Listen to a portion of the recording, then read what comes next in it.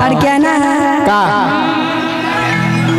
कि यार बाप तो हर अलबेला रे बउआ,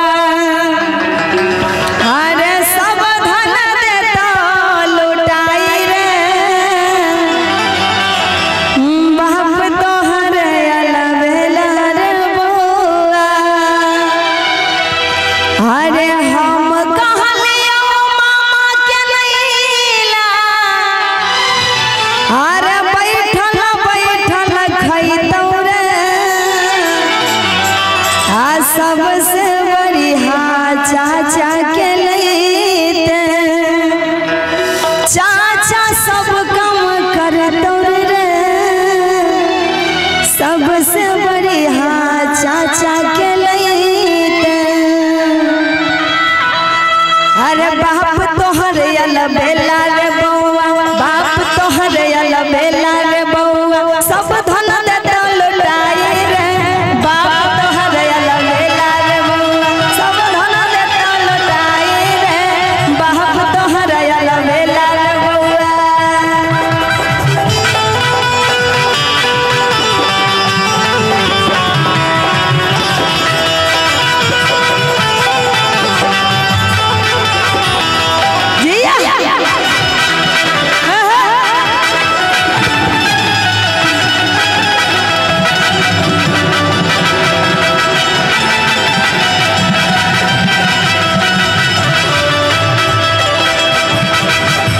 हम कहलियो नानी के लैला,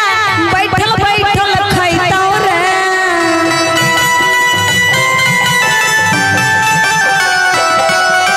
हम कहलियो नानी के लैला, नानी गाल फुलैतौ रे,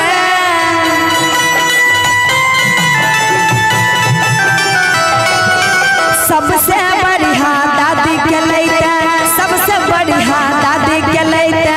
दादी काम करतौ रे, सबसे बढ़िया दादी के लैते, दादी काम करतौ रे, सबसे बढ़िया दादी के लैते।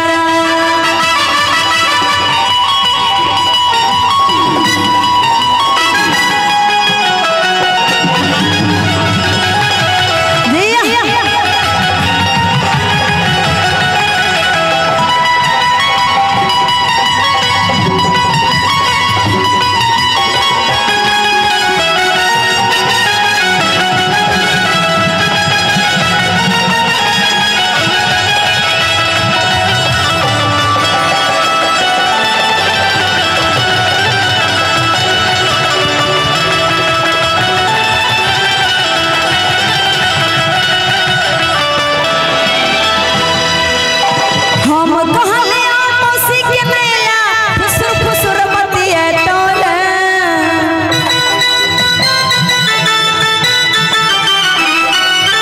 हम कहलियो मौसी के लैला, फुसुर फुसुर बतियैतौ रे,